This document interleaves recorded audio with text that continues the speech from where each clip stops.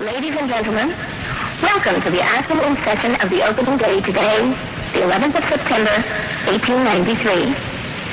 We now introduce you to Swami Vivekananda from India and request him to address us. Swami Vivekananda. Sisters and brothers of America,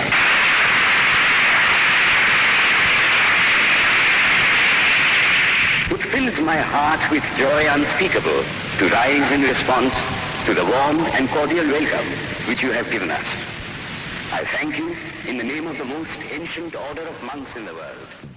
I thank you in the name of the mother of religions. And I thank you in the name of the millions and millions of Hindu people of all classes and sects.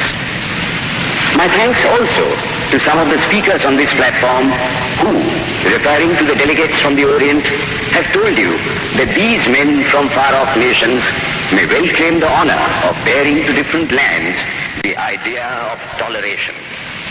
I am proud to belong to a religion which has taught the world both tolerance and universal acceptance.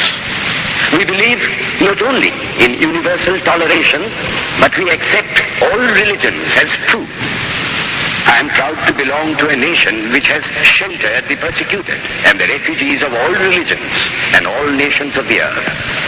I am proud to tell you that we have gathered in our bosom the purest remnant of the Israelites who came to southern India and took refuge with us in the very year in which their holy temple was shattered to pieces by Roman tyranny. I am proud to belong to the religion which has sheltered and is still fostering the remnant of the grand Zoroastrian nation. I will quote to you, brethren, a few lines from a hymn which I remember to have repeated from my earliest boyhood, which is every day repeated by millions of human beings. As the different streams, having their sources in different places, all mingle their water in the sea, so, O Lord, the different paths which men take through different tendencies, various though they appear, crooked or straight, all lead to Thee.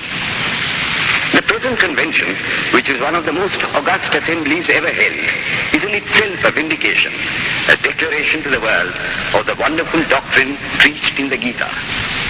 Whosoever comes to me, through whatsoever form, I reach him.